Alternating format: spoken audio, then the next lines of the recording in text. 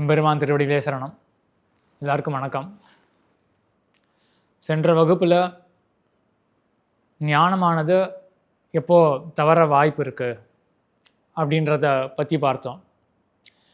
முக்கியமாக சொற்களினுடைய கூட்டமாக அமைந்த வாக்கியம், அதற்கு எப்போ ஒரு தவறுதல் ஏற்படும் என்றால், வாக்கியத்துக்கு நேர தவறுதல் அப்படின்றது ஏற்படாது, சொன்னவருடைய குறைபாடுகள் அந்த வாக்கியத்துக்கு வரும், அப்பொழுது வாக்கியமானது தவறாக போகும் என்றெல்லாம் பார்த்துள்ளோம். எல்லாவற்றையும் ஞாபகத்தில் வைத்து கொள்வது, ஏன்னா இது ஒரு கிளாஸ் மாதிரி தான். ஸோ நீங்கள் இந்த வீடியோவை அட்டன் பண்ணும் பொழுது ஏதோ ஒரு அந்தந்த நேரத்துக்கு ஒரு என்டர்டெயின்மெண்ட் அப்படின்னு கண்டிப்பாக பார்க்க மாட்டீங்க யாருமே இதை. ஆனால் ஒரு நாலேஜ் கெயின் பண்ணுறோம், ஒரு 10 நிமிஷம் பார்த்து கெயின் பண்ணலாமே அப்படின்ற ஆட்டிடியூடோட வராதிங்க. நான் அது பயன்படாது. இந்த வீடியோ பார்க்கும்பொழுதெல்லாம் உங்களுடைய ஒரு ஹார்ட் ஒர்க்கும் வேண்டியிருக்கு. ஒரு கிளாஸ் மாதிரி பாருங்களேன், ஃபுல் ஒரு கிளாஸ் தான். ஸோ நீங்கள் போன வீடியோவை கொஞ்சம் ஒர்க் பண்ணி நோட்ஸ் எழுதி அதில் அனலைஸ் பண்ணி அதற்கு பிறகு இந்த வீடியோவை பார்க்க வந்தீங்க அப்படின்னா உங்களுக்கு நிறையவே பயன்படும். ஆக போன வீடியோவில் பார்த்தது என்ன அப்படின்னா, இந்த ஞானமானது எப்போ தவறி போகும், அதேபோல் வாக்கியத்தில் வரிசையாக அதில் எந்த குறைபாடும் கிடையாது, சொன்னவருடைய குறைகள் தான் அந்த வாக்கியத்தில் ஏறுமை ஒழிய அதுக்கு பரிசைய குறைபாடுகள் கிடையாது அப்படின்றதெல்லாம் பார்த்தோம் இல்லையா. இதெல்லாம் பார்த்ததுக்கு ஒரு முக்கியமான பலன் இந்த வீடியோவில் நம்ம பார்க்கக்கூடிய விஷயம். இப்போ சென்ற 3-4 வகுப்பில் நம்ம இந்த சனாதன தர்மத்தினுடைய ஒரு இந்த ஆழத்தன்மை, ஆழமாக இருக்கக்கூடிய அந்த தன்மை இருக்கு இல்லையா, அதை கண்டிப்பாக எல்லாருமே கண்டிருப்பீங்க. பல பேருக்கு ஒரு வியப்பும் வந்திருக்கும் அப்படின்னு நான் நம்புகிறேன். இவ்வளோ விஷயங்கள் இருக்கா அப்படின்னு. ஏன்னா பொதுவாக சனாதன தர்மம் அப்படின்னா ராமர் கதை, கிருஷ்ணர் கதை, லிங்க புராணம், முருகர் கதை, இதுதான் சனாதன தர்மம் அப்படின்னு நினச்சிருப்போம் இல்லையா. இப்போ யோசிச்சு பாருங்கள், எவ்வளோ பிரில்லியன்ட் அனாலிசிஸ்லாம் இவங்க பண்ணி வச்சுருக்காங்க முன்னவர்கள்லாம். ஆகையினால இப்படிப்பட்ட ஒரு ஆழமான ஒரு ரிசர்ச்சு, சயின்ஸு, இதெல்லாம் ஆன்மீகத்தோடு இன்வால்வ் ஆனது. இவங்க ஒரு ரோபோவை தயாரிக்கணும் அப்படின்றதுக்காகலாம் அனலைஸ் பண்ணலை. இவங்க ஃபுல் எல்லையற்ற அந்த இன்பத்தை பெற வேண்டும், நிரந்தரமான அமைதியை பெற வேண்டும், மோட்சத்தை பெற வேண்டும் அப்படின்றதுக்காக, மனசை தூய்மைப்படுத்துவதற்காக தான் இவ்வளோ அனலைஸ் பண்ணி வச்சுருக்காங்க. ஆக முன்பு சொன்ன மாதிரியே மறுமைக்கு நமக்கு பயன்படும், இந்த உலகத்தில் இருக்கும் பொழுது இம்மையிலும் அமைதியாக வாழ்வதற்கும் பயன்படும், அன்றாட வாழ்வுக்கும் பயன்படும் என்றெல்லாம் பல முறை நம்ம பார்த்தாச்சு. ஆனால் இப்படி ஒரு பொக்கிஷமாக இருக்கக்கூடிய விஷயம், இதை கண்ட உடனேயே பல பேருக்கு என்ன தெரியுமா தோன்றும், இப்பேற்பட்ட விஷயம் ஏங்க மறைக்கப்பட்டிருக்கு, ஆக்சஸே இல்லாத மாதிரி இருக்குது, இவ்வளோ விஷயங்கள்லாம் இருக்கா சனாதன தர்மத்தில் அப்படின்னு பலருக்கும் தோன்ற வாய்ப்பு உண்டு. அது ரிலேட்டடாக தான் இன்னும் ஒரு குழப்பமும் சில பேருக்கு என்ன ஏற்படும் அப்படின்னா, இவ்வளோ உயர்வாக சொல்கிறீங்களே சனாதன தர்மத்தை பற்றி, அப்படியே எங்களுக்கெல்லாம் மயிர்குச்சி எறிகிற அளவுக்கு உள்ள விஷயங்கள்லாம் சொல்கிறீங்களே. நான் கூடவே சேர்ந்து, இது எல்லாருக்கும் இந்த சந்தேகம் வருமா அப்படின்றது தெரியாது, பலருக்கு வர வாய்ப்பு இருக்குது அப்படின்னு என்னுடைய கணிப்பு. இந்த கேஸ்ட் சிஸ்டம் அப்படின்றது இருக்குது, ஒரு சாரார் ரொம்ப ஏற்றம் வாய்ந்தவர்கள் அப்படின்னு சொல்கிறது சனாதன தர்மம் அப்படின்னு பரவலாக இருக்குது. நீங்களும் பெரிய சயின்ஸ் அப்படின்னு காட்டுறீங்க, வெறும் சொல்கிறது மட்டும் இல்லை நல்லாவே காட்டுறீங்க அப்படின்னு கண்டிப்பாக உங்கள் மனசில் பட்டிருக்கும். ஆனால் இந்த சந்தேகமும் எங்களுக்கு இருக்கே அப்படின்னு ஒரு ஐயம் இருக்கக்கூடியவர்கள், ஒரு தயக்கம் இருக்கக்கூடியவர்களுக்காக முக்கியமாக இந்த வீடியோ பயன்படும். இந்த வீடியோவை ஐசோலேட்டடாக பார்க்காதீங்க, போன வீடியோவில் பார்த்த சயின்ஸோட சேர்த்து மர்ஜ் பண்ணி பார்க்க வேண்டிய வீடியோ இது. நம்ம சமுதாயத்துக்கு முக்கியமான வீடியோ இது. இந்த குழப்பத்தை மட்டும் நம்ம தாண்டிட்டோம் அப்படின்னு வச்சுப்போமே, பாரதமானது ஒரு புனித ஆன்மீக பூமி. அது ஒரு மேக்னெட்டை போல் உலகத்தில் இருக்கக்கூடிய எல்லா நல்லவர்களுக்கும் அட்ராக்ஷனாக இருக்கணும். நம்மளுடைய ஆசை என்ன அப்படின்னா, உலகத்தில் ஆன்மீக உணர்வானது தழை துவங்க வேண்டும், எல்லா நல்லவர்களும் நல்லபடியாக இருக்கணும், அவரவர்கள் தேர்ந்தெடுக்கக்கூடிய ஆன்மீக பாதையில் எந்த தடையும் யாரும் ஃபேஸ் பண்ணக்கூடாது அப்படின்றதுக்கு தான் இந்த முயற்சியே. ஆக பாரதத்தில் இருக்கக்கூடிய இந்த டிவிசிவ்னஸ், பிளவு, அதே போல் பின்தங்கி இருக்கிற தன்மை, பேக்வர்ட்னஸ், இதெல்லாம் அறவே ஒழிய வேண்டும். நல்லோர் கூழாமாக பாரதம் இருக்க வேண்டும். எல்லோருக்கும் ஒரு இந்த லைட் ஹவுஸை போல் ஒரு கைடிங் லைட்டாக இருக்கணும் பாரதம் அப்படின்றத இந்த முயற்சியுடைய பயனே. அந்த பயனை எழுதுவதற்கு இந்த வீடியோ ரொம்ப முக்கியம். எல்லாரும் ஆதரிக்க வேண்டும், நன்றாக புரிந்து கொண்டு இந்த எஃபர்ட் ஆதரிக்க வேண்டும் என்று ஆரம்பத்திலே கேட்டுக்கொள்கிறேன். சரி, இப்போ விஷயத்துக்கு வருவோமே. போன வீடியோவில் இந்த வாக்கியத்துக்கு அனலைஸ் பண்ணும் பொழுது முடிஞ்ச வரைக்கும் அது கண்ணுக்கு என்ன எட்டுகிறதோ அதற்கு சேரதான் நம்ம வாக்கியத்தை அனலைஸ் பண்ணணுமே ஒழிய வேத வாக்கியத்தை சொல்கிறேன். இப்போ மேருமலை இருக்குது அப்படின்னா கண்ணுக்கு நேரம் தெரியல மேருமலை அப்படின்னா அந்த வாக்கியத்துக்கு நம்ம ஒரு வேறு ஏதாவது ஒரு திசையில் தான் பொருள் கொள்ள முடியுமே ஒழிய கண்ணுக்கு தெரியக்கூடிய விஷயத்த வேதம் அதுக்கு மாறாகலாம் சொல்லாது, லாஜிக்கலாகவே இருக்காது. கண்ணுக்கு நேரம் தெரியறது இங்கே இல்லை அப்படின்னு இங்கே இருக்க வேதம் அப்படின்னு சொன்னால் நம்மளை எப்படி ஏற்றுக்க முடியும்? ஸோ அந்த மாதிரி நம்ம அந்த வாக்கியங்களுக்கு பொருள் கொள்ளவே முடியாது. ஆக இது ஒரு ஞாபகம் வச்சுக்கோங்க. இன்னொன்று என்ன அப்படின்னா, இந்த வேத வாக்கியங்களுக்கு பொருள் கொள்ளும் பொழுது இதை அனலைஸ் பண்ணவங்களே ஒருவித பட்சபாதம்லாம் இல்லாமல் அந்த காலத்தில் அவங்களுக்கு என்ன ப்ரெஷர் இருந்திருக்க போகுது, இந்த காலத்துலையாவது லெஃப்ட்டு கம்யூனிஸ்ட் அப்படி இப்படின்னு பல திசைகள்லேருந்து ப்ரெஷர் இருக்கும் இல்லையா, அந்த காலத்தில் அவங்களுக்கு என்ன ப்ரெஷர் இருக்க போகுது? ஆனால் அவங்க உண்மையாகவே ஹானஸ்டாகவே அனலைஸ் பண்ணி விஷயத்தை நம்ம பகிர்ந்து கொள்கிறோம். இப்போ வேத வாக்கியத்தை அனலைஸ் பண்ணும்போது என்ன பண்ணுறாங்க அப்படின்னா, ஒரு உதாரணம் பார்ப்போம். என்ன ஒரு நூலாக இருந்தாலும் அதுக்கு தொடக்கத்தில் மங்கள ஸ்லோகம் அப்படின்னு சொல்லுவாங்க.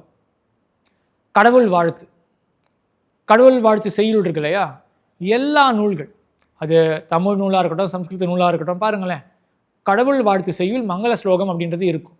ஒரு மங்களகரமான ஸ்லோகம் ஒன்று அமைப்பாங்க நூலினுடைய ஆதியில். எதற்காக இதை பண்ணுறாங்க என்றால், வேதத்தில் சொல்லப்பட்டிருக்கு ஒரு நூலினுடைய தொடக்கத்தில் மங்கள ஸ்லோகமானது அமைக்க வேண்டும் அப்படின்னு செய்கிறவர்கள் அவங்களுடைய நடத்தையை பார்த்து இந்த மாதிரி வேதம் இருக்குது அப்படின்னு ஒரு ஊகம் பண்ணி வச்சுருக்காங்க. ஸோ வேதம் இருக்குது, என்ன இருக்குது, செய்யக்கூடிய நூலினுடைய ஆதியில் மங்கள ஸ்லோகம் கடவுள் வாழ்த்து செய்யுளை செய்ய வேண்டும் அப்படின்னு. சரி, இதை அனலைஸ் பண்ணுறவங்க இப்போ யோசிக்கிறாங்க, எதுக்காக ஒரு மங்கள ஸ்லோகத்தை பண்ணணும், கடவுள் வாழ்த்து செய்யுள் எதற்காக பண்ணணும் அப்படின்னு யோசிக்கும் பொழுது, ஒரு கால் இது பண்ணாதான் சொர்க்கம் கிடைக்கும், ஒரு புண்ணியம் கிடைக்கும், அடுத்த ஜென்மத்தில் நல்லபடியாக வாழ முடியும். ஒரு புண்ணியம், புண்ணியம்னால என்னது, நமக்கு ஒரு நன்மையை பெற்றுக் கொடுக்கக்கூடிய ஒரு அறம் இல்லையா, தர்மம். அங்கே அது கிடைக்கும் அப்படின்னு ஒரு பயனை வச்சுக்கலாமா அப்படின்னா அவங்க சொல்கிறாங்க, இது மனசுக்கு சட்டுன்னு புத்திக்கு ஏற்படாத, அதாவது எட்டாத ஒரு விஷயம். ஒரு நூல் இருக்குது, நூலினுடைய ஆதியில் கடவுள் வாழ்த்து செய்யுள் ஒருத்தர் பண்ணுறார். எதுக்காக பண்ணுறார் அப்படின்னா, அப்போ தான் அவருக்கு ஒரு புண்ணியம் கிடைக்கும், அடுத்த ஜென்மத்தில் அவர் நல்லபடியாக ஒரு நல்ல ஒரு ஆரோக்கியத்தோடு, இல்லாட்டி இந்த ஜென்மத்திலே அவர் ஆரோக்கியத்தோடு இருப்பாரோ, இல்லாட்டி சொர்க்கத்துக்கு போய் சேருவார், அங்கே போய் நல்ல இந்த இந்திரனுடைய லோகத்தில் போய் நல்லா வாழ்வார் அப்படின்ற ஒரு பயனை எடுத்துக்கலாமா அப்படின்னா, இது இந்த மாதிரி பயன்கள்லாம் உண்டு. சொர்க்கத்தை பெற்றுக் கொடுக்கக்கூடிய யாகங்கள் அப்படின்றதுலாம் புராணங்களில் பேசப்படுறது. அதே போல் இந்த ஜென்மத்திலேயே ஒரு ஆரோக்கியத்தோடு வாழ வேண்டும் அப்படின்னு அதுக்குண்டான யாகங்கள் எல்லாமே பேசப்படுறது. அந்த மாதிரி பலன்களை கொடுக்கக்கூடிய செயல்கள்லாம் இருக்குது. அதே மாதிரி கடவுள் வாழ்த்து செய்யுளை இயக்குவது, அதை இயற்றுவது, அதுவும் இந்த மாதிரி ஒரு பயனுக்காக என்று கொள்ளலாமா என்றால், இது இப்போ புத்திக்கு எட்டலை இல்லையா. ஆகையினால அவங்க என்ன சொல்கிறாங்க அப்படின்னா, கடவுள் வாழ்த்து செய்யுள் நூலினுடைய ஆதியில் இயற்றப்படுவதற்கு பயன் என்ன அப்படின்னா, அந்த நூல் நல்லபடியாக நிறைவேற வேண்டும், அந்த நூலானது உலகத்தில் ஒரு பிரச்சாரத்தை அடைய வேண்டும் அப்படின்னு அந்த நூலை கருதி தான் ஒரு பயனை சொல்ல முடியுமே ஒழிய, இப்போ இது புத்திக்கு ஏற்புடைய ஒரு விஷயம் தானே, சட்டென்று புத்தியில் ஏறக்கூடிய விஷயம் என்னவோ அதை தான் நம்ம பயனாக கொள்ள வேண்டும் அப்படின்னு இவங்களே அனலைஸ் பண்ணி வச்சுருவாங்க. கண்ணுக்கு தெரியாத ஒரு பயன் அதுவும் உண்டு, சொர்க்கம் அப்படின்றது கண்ணுக்கு தெரியாது, அது பயனாக வேதத்தில் அங்கங்கே சொல்லப்பட்டு இருக்குது. அதே போல் அடுத்த ஜென்மத்தில் ஒரு ஆரோக்கியம் கிடைக்கும் அப்படின்றது கண்ணுக்கு தெரியாத பயன், ஆனால் அந்த மாதிரி பயன்களும் அங்கே சொல்லப்பட்டிருக்கு வேதத்தில். அந்த மாதிரி கண்ணுக்கு தெரியாத ஒரு பயனுங்க கொள்ளலாமா அப்படின்னா தேவை கிடையாது. முடிஞ்ச வரையிலும் கண்ணுக்கு தெரிந்த பயனை தான் நம்ம கொள்ள வேண்டும் அப்படின்னு பல நூற்றாண்டுகளுக்கு முன்பே அவங்க இதெல்லாம் அனலைஸ் பண்ணி வச்சுருக்காங்க. சரியா? அப்போ ரெண்டு ஞாபகம் வச்சுக்கோங்க, முடிஞ்ச வரையிலும் நம்ம ஏதாவது ஒரு வேத வாக்கியத்துக்கு பொருள் கொள்ள வேண்டுமே என்றால் கண்ணுக்கு தெரிந்த பயனை நாம் கொள்ளுவது அதுதான் சரி அப்படின்னு அனலைஸ் பண்ணி வச்சுருக்காங்க. அது ஒன்று. ரெண்டாவது என்ன அப்படின்னா, கண்ணுக்கு தெரிந்த விஷயத்தை அனுசரித்து தான் நம்ம வேதத்துக்கு பொருளே கொள்ள முடியும் அப்படின்றதையும் அனலைஸ் பண்ணி வச்சுருக்காங்க. சரியா? இப்போது இவ்வளோ விஷயங்களை மனசில் வாங்கி சில கான்ட்ரவர்ஷியலான விஷயங்கள் வேதத்தில் இருக்கக்கூடியவை என்ன இருக்குது அப்படின்னா, இப்போ பிராமணர்கள்லாம் உயர்ந்தவர்கள். ஒரு வேத வாக்கியம் இருக்குது, பிராமணோன்னு அஹந்தவ்யா அப்படின்னு வேத வாக்கியம் ஒன்று இருக்குது. என்னென்னா, பிராமணனானவன் கொல்லப்படக்கூடாது அப்படின்னு இருக்குது. இதை பார்த்த உடனே ஏன் பிராமண உயிர் தான் சிறந்ததானே, மற்றவங்க கொல்லப்பட்டால் பரவாயில்லையா? அதுவும் வேதம் சொல்கிறது ந ஹிம்சியாத் அப்படின்னு. வேதமானது பொதுவாகவே யாரையும் ஹிம்சிக்கக்கூடாது, யாருக்கும் துன்பத்தை ஏற்படுத்தக்கூடாது அப்படின்றது அந்த வாக்கியமும் இருக்குது. அது இருக்கட்டும்.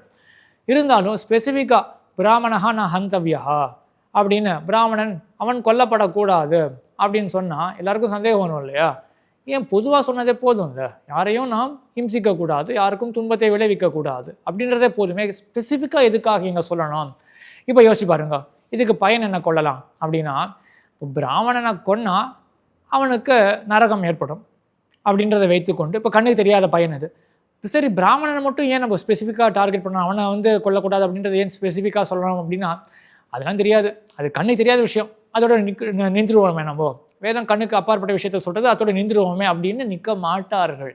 நம்ம போன அனலைசிஸை யோசிச்சு பாருங்க, முடிஞ்ச வரைக்கும் கண்ணுக்கு தெரிஞ்ச அனுசரணையில் தான் வேதத்தை நம்ம கொண்டு போகணும், கண்ணுக்கு தெரிஞ்ச பலத்தை தான் வேத வாக்கியங்களுக்கு சொல்ல வேண்டும் அப்படின்றத பார்த்தோம் இல்லையா? இப்போ அந்த ரீதியில் யோசிச்சு பாருங்க, பிராமணர்கள் அப்படின்னா பெரும்பாலும் மறுபடியும் இந்த காலத்தை வச்சு கொஞ்சம் கன்ஃபியூஷன் ஏற்படலாம்.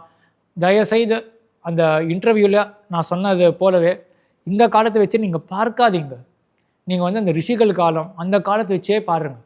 ஒரு பல்லாயிரக்கணக்கான வருஷத்துக்கு முன்னாடியே போங்க, ஏன் ராமானுஜர் காலத்து வரைக்கும் போங்களேன், ஒரு 1000 வருஷம் முன்னாடி வேணால் போங்க. இப்போ அந்த காலத்தில் பிராமணர்கள் பெரும்பாலும் எல்லாருமே எப்படி இருந்திருப்பார்கள் அப்படின்னா, கடவுள் உணர்வோட எப்படியாவது பகவான் அடைய வேண்டும் அப்படின்ற எண்ணத்தோட தான் பிராமணர்கள்லாம் இருந்திருப்பார்கள். இப்போ யோசிச்சு பாருங்கள், இப்போ பிராமணனை கொல்லக்கூடாது அப்படின்னா, இப்போ பிராமணனால தான் இந்த உலகத்துக்கு பயன் இருக்குது. ஏன்னா அவன் தான் கடவுளை ஆராய்ஞ்சு அந்த மனசு பக்குவப்பட்டு பல ஜென்மங்களில் அவன் மனசில் பக்குவம் ஏற்பட்டு இப்போ ஒரு பிராமண பிறவி கிடச்சிருக்கு அந்த உயிருக்கு. ஆக மறுபடியும் சொல்கிறேன், அந்த இன்டர்வியூவில் இருக்கக்கூடிய விஷயங்கள், அதே போல் அந்த கேஸ்ட் சிஸ்டத்தை பற்றி நான் தனியாக போட்ட ஒரு வீடியோ, அதெல்லாம் பார்த்து மனசெல்லாம் நீங்களும் பக்குவப்பட்டு வச்சுக்கோங்க. ஏன்னா எல்லா உயிர்களும் சமம், உயிர்களில் எந்த பேதமும் கிடையாது, எல்லா உயிர்களும் சமம், ஒரே பண்பாளர்கள் தான். அந்த எஃபர்ட்டினுடைய பேதத்தினால இப்போது இந்த பிறவியில் இந்த உயிருக்கு கடவுளுடைய உணர்வு அதிகமாக ஏற்பட வாய்ப்பு இருக்குது அப்படின்றத கொண்டு இப்போது இந்த பிராமணன் கொல்லப்பட்டானே என்றால் இப்போ இழவு யாருக்கு? மொத்த சமுதாயத்துக்கு. மொத்த சமுதாயம் இந்த மனித பிறவி எதுக்காக?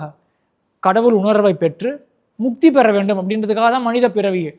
அப்போ இந்த முக்தி நெறியில் தானும் நன்றாக நடந்து கொண்டு மற்றவர்களையும் நடாத்தி கொண்டு போருகிறவன் தான் பிராமணன் இல்லையா? இப்போ அவனுக்கு ஒரு சிதைவு ஏற்பட்டது என்றால் அப்போ மொத்த சமுதாயத்துக்கு ஏற்படக்கூடிய ஒரு பாதிப்பு தானே. அதை கருதி இப்போ நம்ம பொருள் கொண்டோன்னா இப்போ சுலபமாக இருக்கு இல்லையா? கண்ணுக்கு தெரிஞ்ச விஷயந்தான் அது. ஆமாம், இவங்களை கொன்னாங்களே என்றால் ஒன்றும் இல்லைங்க. இப்போ டீச்சரை கொன்னா ஸ்டூடெண்ட் எப்படி அவங்களுக்கு எப்படி ஜீவனம் ஏற்படும்? டீச்சருக்கு உடம்பு சரியில்லை அப்படின்னா, ஒரு வருஷம் அவங்க ஸ்கூலுக்கே வரல அப்படின்னா, அந்த ஒரு அகாடமிக் இயரில் அந்த படிக்கிற மாணவர்களுடைய கதி என்ன ஆகும்? ஸோ அந்த ரீதியில் நம்ம இதை யோசித்து பார்த்தோம்னா நம்ம சுலபமாக பொருள் கொள்ளலாமே ஒழிய, ஸோ பேசிக்காக இந்த ஒரு டெம்பரரியாக இருக்கக்கூடிய ஐடென்டிஃபிகேஷனை வச்சு இவ்வளவு தான் அப்படின்றது முடிவு பண்ண வேண்டாம். கண்ணுக்கு தெரிஞ்ச பயன், அதே போல் மொத்த சமுதாயத்துக்கும் ஏற்புடைய ஒரு பயன், அதை தான் கொண்டு நம்ம ஒவ்வொரு வேத வாக்கியத்துக்கும் நம்ம பொருளாக கொள்ள முடியுமே ஒழிய, ஜஸ்ட் ஒரு ஃபேஸ் வேல்யூவில் எடுத்தால் கண்டிப்பாக கன்ஃபியூஷன் தான் வரும். அந்த கன்ஃபியூஷன் தேவையில்லை அப்படின்றத நான் முன்னாடியே லாஜிக்கலாக சொல்லியாச்சு. கண்ணுக்கு தெரிஞ்ச பையனை தான் கொள்ள வேண்டும் அப்படின்றத லாஜிக்கலாக கொண்டாச்சு இல்லையா? இப்போ நீங்களே யோசிச்சு பாருங்கள். அடுத்தது இப்போது பிராமணர்களுக்கு சேவை செய்ய வேண்டும், பிராமணர்களை பூஜிக்க வேண்டும் அப்படின்னு ஒரு வாக்கியம் இருக்குது அப்படின்னு யோசிச்சு பாருங்களேன். இப்போது நீங்கன்னா ஒரு பாஸ் பட்டனை தட்டிட்டு நீங்களே யோசிச்சு பாருங்கள், கண்ணுக்கு தெரிஞ்ச பையனை எப்படி கொள்ளலாம் இதுக்கு என்றால், எனக்கு தெரியக்கூடிய ஒரு பையன் என்ன அப்படின்னா, இப்போது பிராமணர்கள் ஞானத்தை கொடுக்கக்கூடியவர்களாக இருக்கிற காலத்தில் பிராமணர்களை பூஜை செய்ய வேண்டும் அப்படின்னா, இப்போ அவர்களை பூஜை செய்தார்களே என்றால் ஒரு பணிவு வரும் இல்லையா?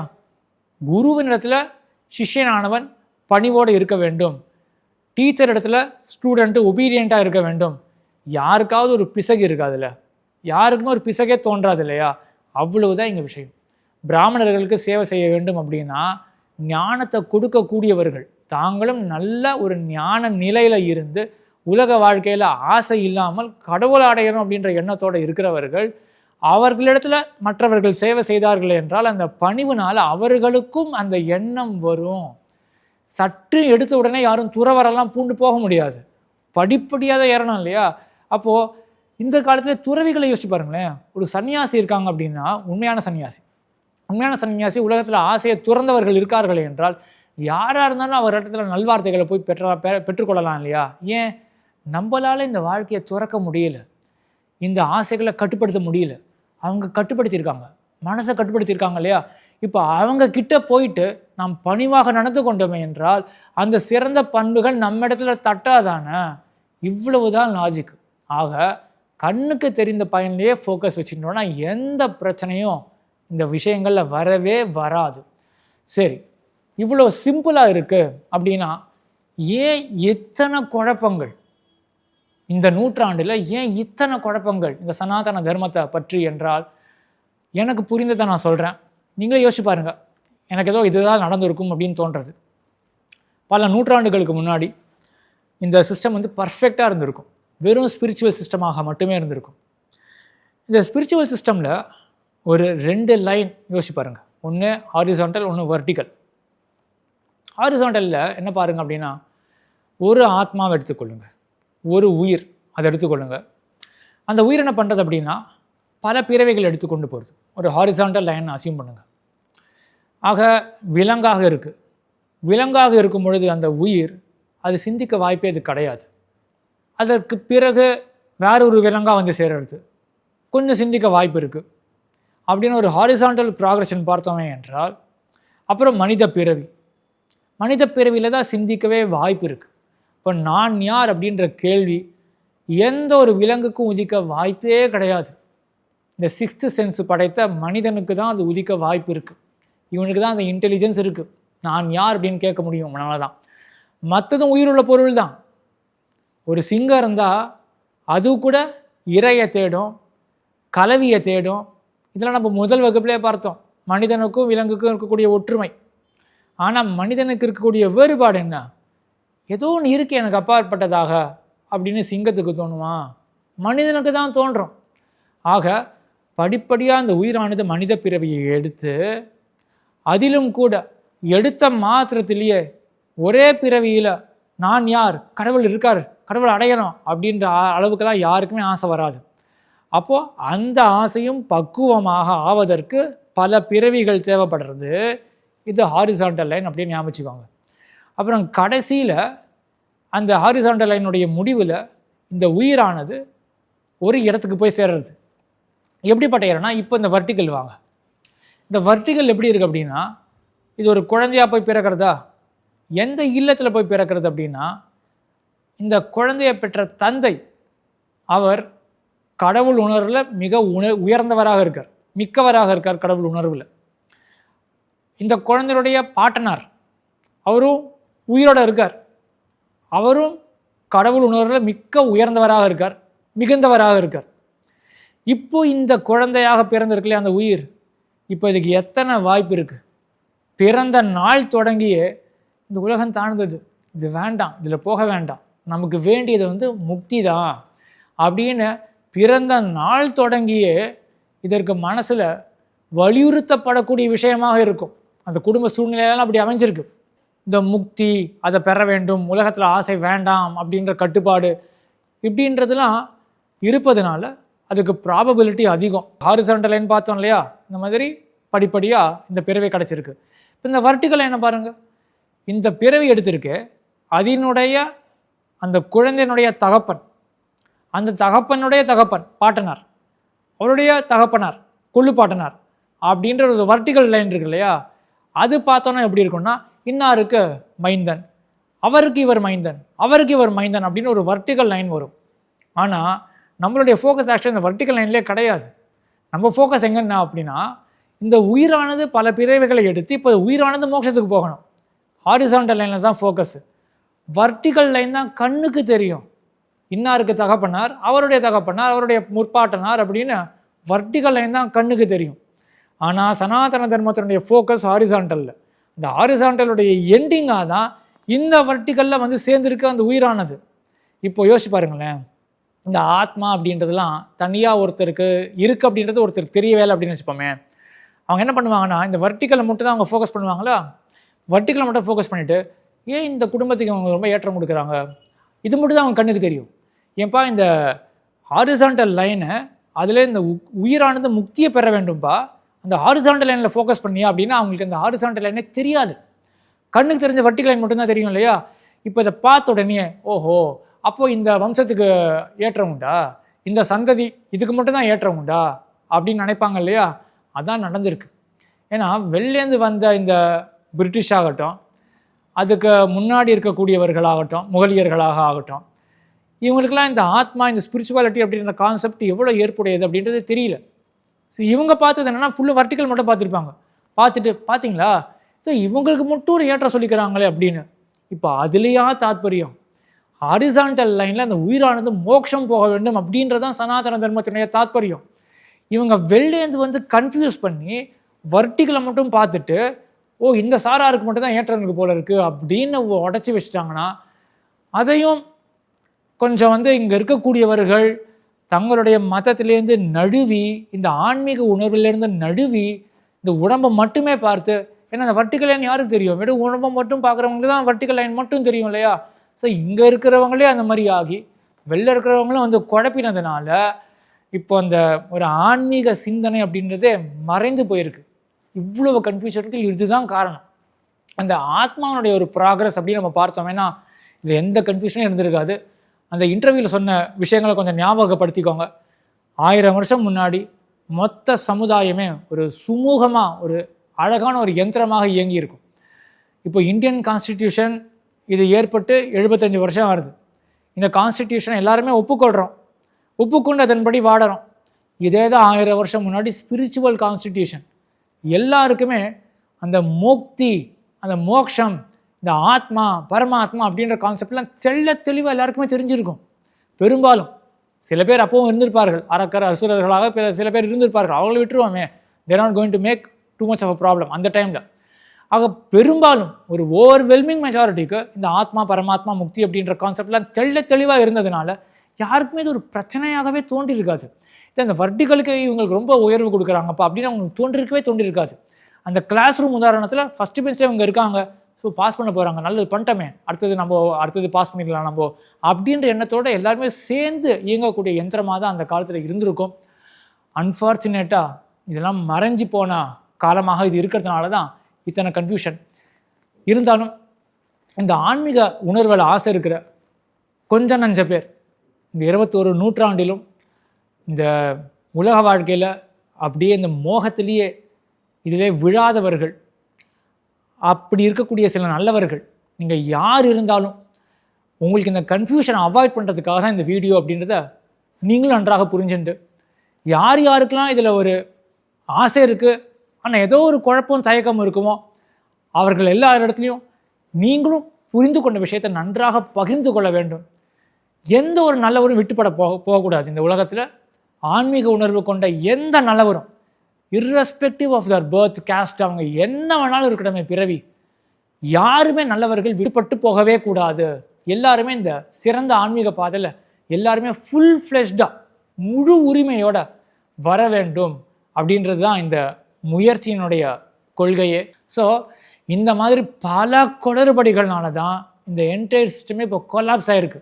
நம்ம என்ன பண்ணலாம், நமக்கு வேண்டியது என்ன, இந்த உலகத்தில் ஆன்மீக உணர்வானது தழைத்து ஓங்க வேண்டும், அவ்வளோதான் நமக்கு வேண்டும். ஸோ பெஸ்ட் நம்மளுடைய ஃப்யூச்சர் என்ன நம்ம பண்ணோம் அப்படின்னா, இப்போ பிராமணர்களை பூஜை செய்ய வேண்டும், பிராமணர்களை போற்ற வேண்டும். 21ஆம் நூற்றாண்டில் ஒன்றும் கண்டுக்கவே மாட்டாங்க இதெல்லாம். ஸோ இந்த மாதிரி விஷயங்கள்லாம் அப்படியே அகற்றியே வச்சுடுவோம். நமக்கு தேவையே கிடையாது. நமக்கு தேவையான விஷயம் என்ன தெரியுமா, நம்ம எவ்வளோ பியூட்டிஃபுல்லாக ஒரு சயின்ஸை பார்த்துட்டு வரோம். அனுமானம் அப்படின்னு பார்த்தோம், ஊகம் அப்படின்னு பார்க்குறோம், சப்தம் அப்படின்னு பார்க்குறோம், பொருள்கள்லாம் தெரிஞ்சு அதனாலும் எனக்கு புரியலையே அப்படின்னு பார்க்குறோம். இவ்வளோ அனாலிசிஸ் பண்ணி வச்சுருக்காங்க. புகையை வந்து தப்பாக புரிஞ்சுன்னா நெருப்பு தப்பாக புரியும் அப்படின்னு இவ்வளோ பியூட்டிஃபுல்லாக அனலைஸ் பண்ணியிருக்காங்க. மறுபடியும் சொல்கிற நுனிப்புல மட்டும்தான் டச் பண்ணியிருக்கேன். இப்பேற்பட்ட அனாலிசிஸ் பொக்கிஷன்லாம் காத்திருக்கு. அதே போல் இந்த ஜீவாத்மா பரமாத்மாவை பற்றி மனசை எப்படி கட்டுப்படுத்தணும் பார்த்தீங்கன்னா சூப்பராக அனலைஸ் பண்ணி இந்த இம்மையிலையும் நல்லபடியாக வாடுறதுக்கு மறுமையில் மோட்சத்துக்கு போக வேண்டியதுக்கு எல்லாம் பக்காவாக அனலைஸ் பண்ணி வச்சுருக்காங்க இல்லையா, அந்த விஷயத்தில் மட்டும் கான்சன்ட்ரேட் பண்ணுவோம். நீங்கள் என்ன பிறவி கேஸ்ட், இந்த கேஸ்ட் சிஸ்டத்தை மனசில் வச்சுக்காதீங்க. நீங்கள் இந்த கேஸ்ட்ன்றதை கொண்டே வராதிங்க. யாராக இருந்தாலும் ஆணித்தனமாக சொல்கிறேன், நீங்கள் ஆழமாக இந்த ஆன்மீக அறிவியலான சனாதன தர்மத்தில் ஆழமாக இறங்கலாம் அப்படின்றத மட்டும் நம்ம மனசில் ஃபோக்கஸில் வச்சுட்டு நம்ம மேலும் மேலும் பியூட்டிஃபுல்லாக இருக்கக்கூடிய இந்த சயின்ஸில் எல்லாருமே சேர்ந்து பயணிக்கலாம் என்று கேட்டுக்கொண்டு அமைகிறேன். எம்பெருமான் திருவடிகளே சரணம்.